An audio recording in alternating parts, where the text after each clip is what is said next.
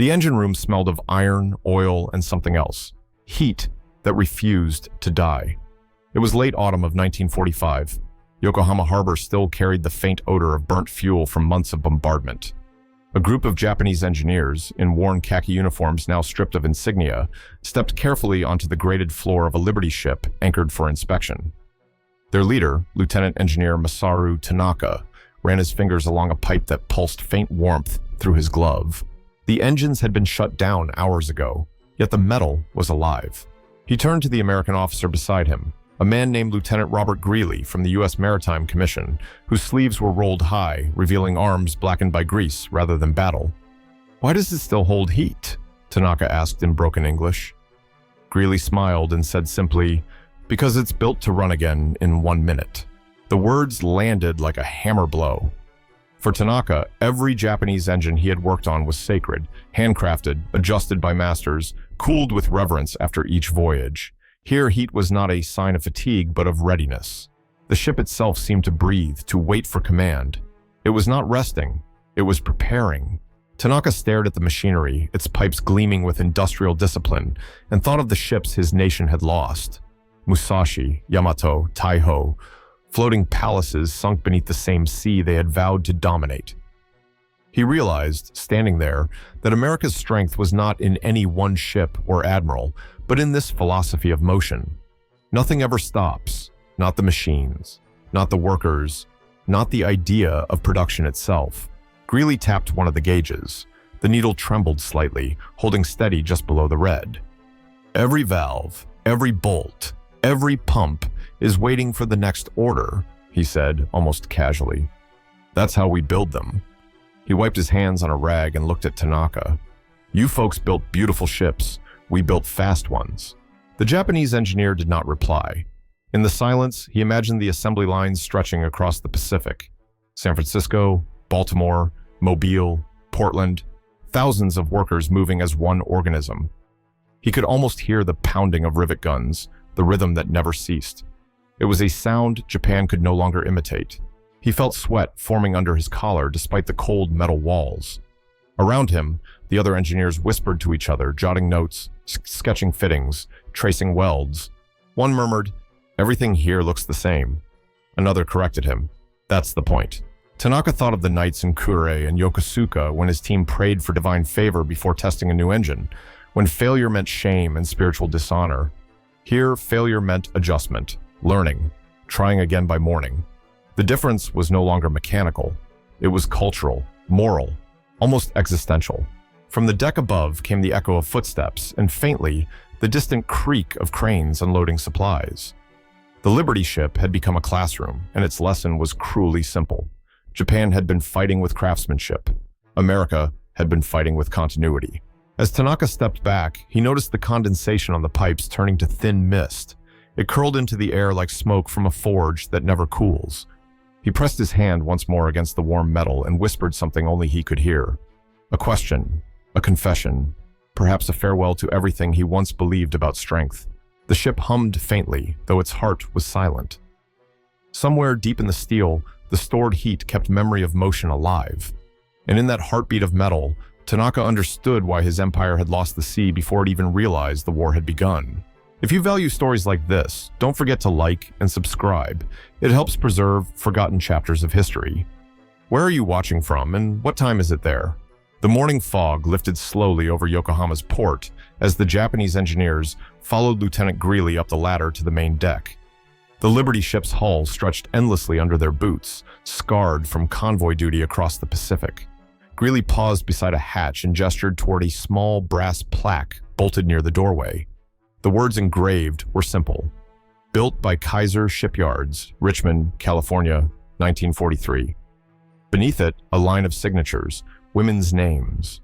Greeley said, "They called them Rosie the Riveters. Housewives, teachers, secretaries. Most never saw the ocean before this." His tone carried neither boast nor mockery, only a kind of pride that came from memory.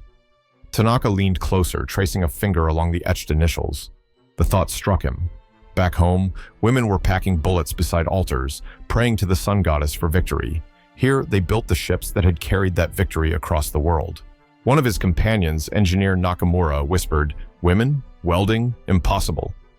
But the evidence stood before them. Neat weld lines, precise, solid, seamless. The Americans had turned ordinary citizens into shipwrights. Greeley continued as they entered the mess hall, where photos hung along the walls, lines of women in overalls, bandanas over their hair, grinning beside cranes and torches. That shipyard ran 3 shifts, 24 hours, he said. No medals, no uniforms, just paychecks and lunchboxes. Tanaka sat at a long table and glanced through a photo album Greeley handed him. He saw one woman writing a message in chalk on a bulkhead before launch. "For my brother in the Pacific, come home safe." He felt something inside him twist. At Kure Naval Arsenal, his own sister had sewn flags for kamikaze pilots, sending them to die. Here, sisters built ships to bring brothers back. Outside, the clang of maintenance echoed like distant bells. Each strike of hammer on hull seemed to carry the rhythm of a nation that refused to pause. Tanaka thought of Japan's concept of honor through sacrifice, the purity of the warrior's death, and realized America's honor came from survival, from keeping people alive. He asked Greeley quietly, "Why did they work so hard?" The American shrugged. "Because every ship saves 1,000 men." That answer was not strategic. It was human, and it pierced deeper than any doctrine. Later, below deck again, Tanaka watched a black machinist polish a gear housing. Greeley mentioned casually that in Richmond and Mobile, black workers had built side by side with white welders, not always peacefully, but productively. The Japanese engineers exchanged glances. In their empire, such an idea would have been unthinkable. Yet this cooperation, however imperfect, had multiplied power. As they returned topside, Greeley pointed toward the horizon where other Liberty ships lay at anchor, dozens of them, lined like bricks of a floating wall. "We built one every 4 days at peak," he said, "sometimes faster." Tanaka stopped walking. 4 days. He thought of the Yamato battleship that had taken 4 years, the pride of an empire sunk in 1 afternoon. The math was merciless. He looked again at the names on the brass plaque. Women he would never meet. No medals would hang on their chests, no parades in their honor, yet they had forged the hands that built an empire not of kings or shrines, but of citizens who worked without stopping. That night, Tanaka returned to the barracks and wrote a single line in his notebook. "We built monuments. They built momentum." The following morning, the Liberty ship's belly was alive with murmurs of steam and echoes of steel boots. Tanaka and his fellow engineers descended once more into the engine room, this time with measuring tapes, sketch pads, and questions that could not be asked aloud. The air shimmered with heat that clung to the lungs. The machine slept, but the silence carried a pulse. Tanaka crouched near the main cylinder, pressed his ear to the cool steel, and heard it. A faint rhythmic tick, steady as a metronome. Lieutenant Greeley, seeing his curiosity, grinned. "That's the heart of her," he said. "Every Liberty ship beats like that. You put enough of them together, you get the sound of a nation breathing." The sentence hung in the hot air. A nation breathing, not through temples or slogans, but through engines that pumped cargo, men, and hope across the ocean. Tanaka realized that what he heard was not mechanical. It was spiritual in its own way. He took notes quietly. Engine, triple expansion, cylinders 24s and 37, 70, stroke 48. Output, 2,500 horsepower. But his hand trembled as he wrote. He remembered his own country's shipyards where priests had blessed propellers before launch, where each vessel was treated as a soul. Here, every ship was one more heartbeat in a living system, anonymous, replaceable, and therefore immortal. A young Japanese engineer named Sato whispered, "They treat machines like soldiers." Greeley overheard and shook his head. "No, soldiers stop to rest. These don't." They climbed a ladder to the upper catwalk. Through a porthole, Tanaka could see cranes rising and falling like metronomes beyond the docks, synchronized as if guided by a single unseen conductor. The whole harbor pulsed to the same rhythm. The rumble of engines, the hiss of steam, the clang of steel against steel. It wasn't chaos. It was a heartbeat magnified into civilization. Greeley leaned against a railing, speaking more softly now. At home, when these ships were being built, every town could hear the hum of the factories. They said if the machine stopped, America would stop breathing. The image unsettled Tanaka. His homeland had worshipped stillness, silence, the divine pause before creation. America worshipped the opposite: motion, noise, the tireless momentum of work. For the first time, he wondered if their god had been too quiet. As they passed the auxiliary control board, a sailor showed Tanaka a clipboard. "See that?" the sailor said, tapping a column of numbers. "Fuel efficiency, pressure, temperature, all reported every 10 minutes, 24 hours a day." It was data as discipline. No superstition, no fate, only measurement. That night, Tanaka sat alone on the deck, notebook on his knees. Across the water, another Liberty ship rumbled to life. The low throb of its engines carried across the bay like a slow heartbeat in the dark. The city lights of Yokohama flickered, weak and scattered, while across the Pacific, the heart of another world still pounded. He thought of what Greeley had said: every ship was a heart, and thousands were beating at once. That rhythm had drowned the Empire's silence, had conquered not through belief, but through persistence. Tanaka closed his eyes. The sound seemed to pass through him, mechanical yet human, cold yet alive. He realized that Japan had built ships as symbols. America had built them as organs in a single body that never tired.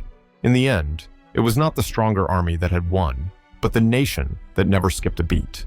The Liberty ship's briefing room smelled faintly of graphite, tobacco, and old paper. Rolled diagrams covered the long metal table like a battlefield of blue lines and annotations.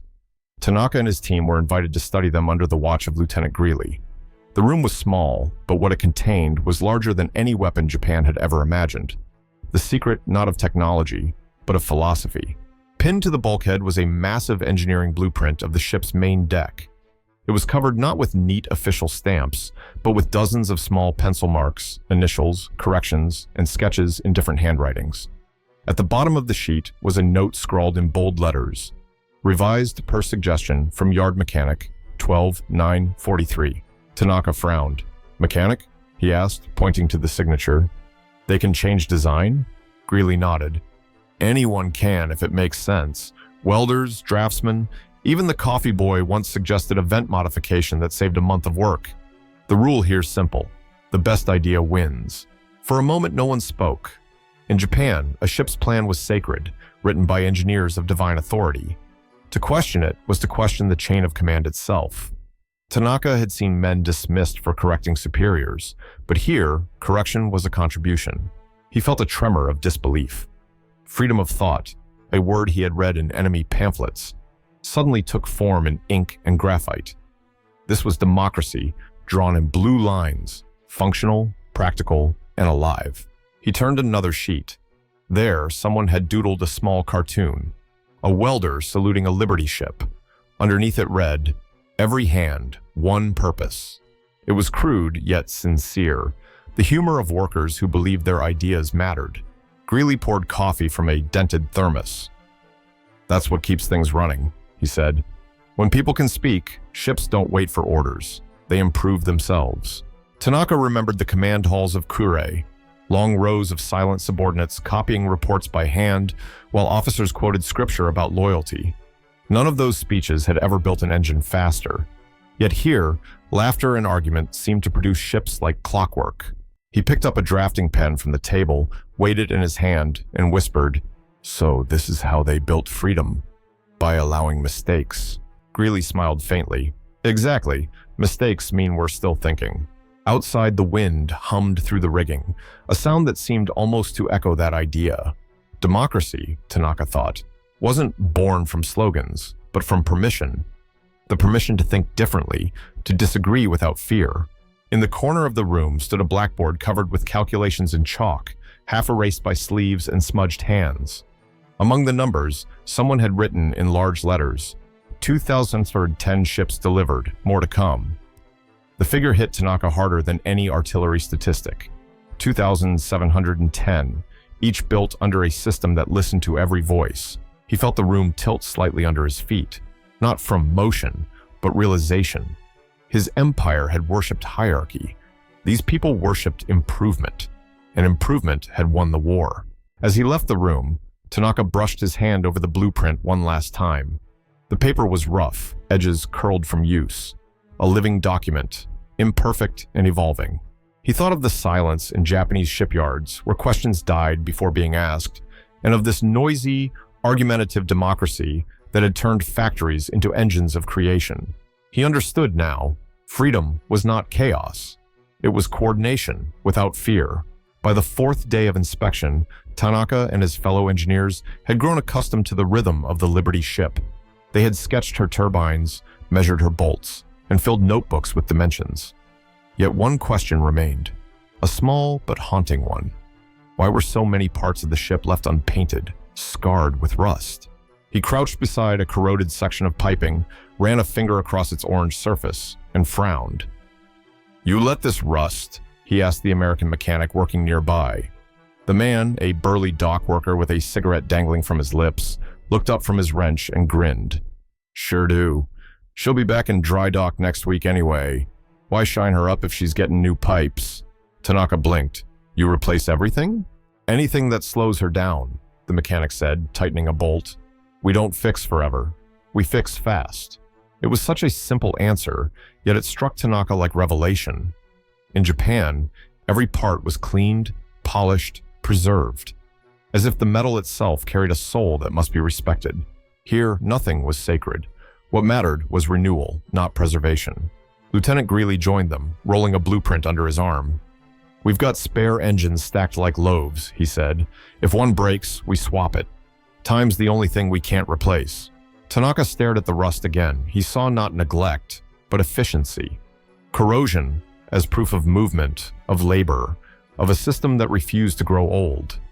He realized that America had not built perfect ships. They had built replaceable ones, and that imperfection was their advantage.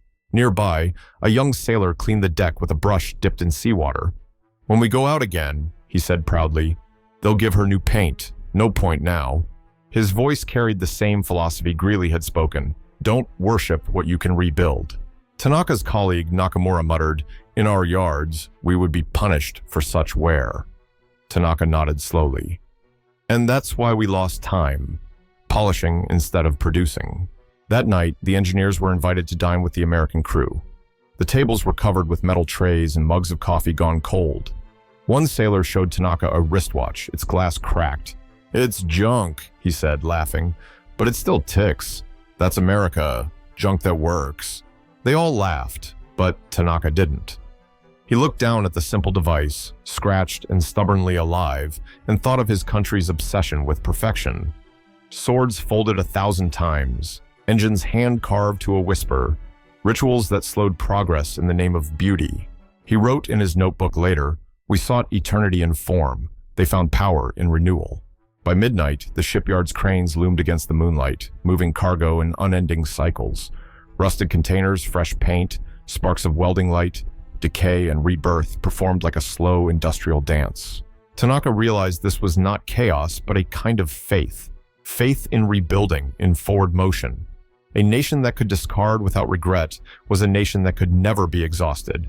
He imagined Japan's old shipyards, silent and proud, their tools resting like relics. Then he looked out across the Liberty fleet, where smoke still rose from furnaces that never slept. The contrast was unbearable. In that moment, he understood the quiet heresy of rust. It was not the enemy of steel, but the proof that steel had lived. 30 seconds of silence passed between him and the others, each lost in thought, as if the very sound of oxidation whispered a truth they had refused to hear. When the Liberty ship's engines finally powered down, the sound did not end. It transformed. The deck still trembled faintly, like a heartbeat that had learned to breathe slower. For the first time in 4 days, the ship seemed still. The American crew stood relaxed, hands in pockets, faces softened by rest. Tanaka and his engineers waited, unsure whether to speak or bow. He turned to Greeley and asked quietly, "Now that it's stopped, what do you hear?" The American smiled, leaned on the rail and said, "Silence. That means everything's working." Tanaka tilted his head. In his mind, silence had always meant defeat. Engines dead, ships lost, prayers unanswered. Yet here, it was triumph. A silence earned, not imposed. The contrast struck him so sharply that he forgot to translate it for his companions. He simply stood there, watching steam fade into the afternoon sky. Around them, the sea lapped softly against the hull. The cranes had stopped swinging. The dock workers sat on crates smoking, the rhythmic world of motion suddenly suspended. And in that brief stillness, something holy emerged. Not from shrines or incense, but from the hum that had ceased. Greeley spoke again. "You know, when a ship runs right, the silence after is the best sound there is. It means no explosion, no leak, no death. It means the job's done." Tanaka nodded slowly. "In my country," he said, "we listen to silence for the gods." Greeley's eyes softened. "Then maybe we're not so different. We just pray to different kinds of order." The moment hung between them, heavy and fragile. One silence for the divine, another for the machine, both born of devotion, discipline, and fear of failure. Below deck, a sailor shut off the last valve. The click echoed like the closing of a book. Tanaka looked around the engine room one final time, the gauges returning to zero, the pistons resting, the faint scent of oil and heat fading into memory. He thought of the shrines back home, of priests bowing before statues, and wondered if engineers like these Americans were their own kind of priests, tending to the rituals of pressure and power. And outside, dusk crept over the harbor. The ships anchored nearby reflected in the calm water, each one a shadow of another world, a world that had found divinity in function. Sato, the youngest of the Japanese engineers, whispered, "So this is how they win, by resting without stopping." Tanaka closed his notebook, nodded. Their silence isn't surrender, it's readiness. He understood then that war had not just been fought with weapons or machines, but with philosophies of time itself. Japan's war was a flame, intense, beautiful, brief. America's was a current, steady, invisible, endless. The two men stood shoulder to shoulder, watching the reflection of cranes shimmer in the still water. The sound of a distant train drifted from the city, another rhythm resuming beyond the harbor. Tanaka broke the quiet first. "Lieutenant," he asked softly, "after victory, what keeps your people moving?" Greeley looked out at the horizon where another Liberty ship steamed away, smoke curling behind it like memory. "Because there's always another ocean to cross." The answer was simple, profound, and it left Tanaka speechless. If you stood in that engine room, what would you have felt? Envy, awe, or sorrow?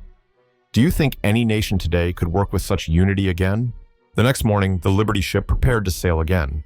Steam hissed through the vents, gulls wheeled over the water, and the air smelled of salt and diesel. Tanaka stood near the stern, coat buttoned against the chill, watching as dock hands released the ropes. The massive ship began to drift, slow and patient, before her propellers caught the current. For days, he had walked her corridors, measured her strength, touched her heartbeat, studied her freedom, and now he would see her return to motion. The sea that once obeyed Japan's empire now rippled under a vessel built by strangers. He whispered, "Same water, different masters." Lieutenant Greeley joined him at the rail. "She'll head for Manila, maybe Shanghai after that," he said. "Cargo, medicine, tools to rebuild what the war broke." His words carried no triumph, only continuity. Tanaka nodded. "Your ships don't retire," Greeley smiled faintly. "Only when they fall apart. Then we build another, sometimes faster than the tide." Tanaka looked down at the swirling foam. Beneath the surface, he saw a reflection. His own face beside Greeley's, two men once separated by hatred, now linked by the same horizon. He thought of the engineers who had trained him, men who spoke of the sea as sacred, a gift of the gods. Yet here, the Americans had treated it as an equation, navigated, measured, mastered by human persistence. As the ship picked up speed, the wake stretched long and white, curling like handwriting across the Pacific. He imagined all the other wakes that now crossed that ocean. Thousands of Liberty ships, tankers, destroyers. Each one a moving chapter of a nation that learned to outbuild every storm. Nakamura, standing nearby, murmured, "Our ships were faster once." Tanaka answered softly, "Yes, but theirs kept coming." He could not hate this truth anymore. It was too vast, too elemental. America had won because it had built an ocean of its own. Not of water, but of steel and rhythm and courage that never asked permission to begin again. When the shoreline shrank behind them, Greeley offered a cigarette. Tanaka declined. He wanted to keep his senses clear for this farewell. The sea stretched outward, endless, indifferent, yet strangely gentle. He thought, the sea does not care who worships it. It chooses the one who understands its patience. The Liberty ship's horn sounded, a deep, resonant call that rolled across the water like a sermon. The Japanese engineers turned to watch her vanish into the mist. Tanaka remained, motionless, until the last ripple touched the dock. Somewhere in that fading echo, he felt both loss and gratitude. The empire had fallen, but his understanding had risen. The sea, once claimed by kings and gods, had chosen instead the hands that dared to learn, fail, and rebuild. As he walked away, the wind carried the faint rhythm of the departing engines. It sounded almost like a heartbeat, steady, endless, human. Years later, Masaru Tanaka returned to the port of Yokohama as an old man. The sea was quieter now, the docks rebuilt, the cranes painted white instead of gray. A rusting Liberty ship lay half submerged near the breakwater, her hull broken, but her name still visible through the salt. SS John M. Clayton. He walked along the pier and touched the metal, cold beneath his fingers.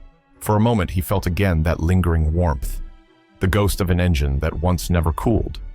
Around him, Japan had changed. Its factories roared with new life. Its sons and daughters built cars, ships, and machines that traveled the world. Yet in that silent encounter with the old vessel, Tanaka understood that what he had learned from defeat was not humiliation, but inheritance. He whispered, "We learned how to build again."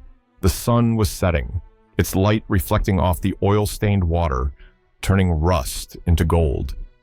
The heartbeat he once heard inside an American engine now pulsed within his own nation's factories, a rhythm reborn in peace. In the end, the sea belonged to no one. It only rewarded those who listened to its silence, those who dared to begin again when all seemed lost. And as the tide rose around the old ship's hull, Tanaka smiled, knowing the world had not been divided by victory or defeat, but joined by the hands that built, the minds that learned, and the hearts that never stopped beating.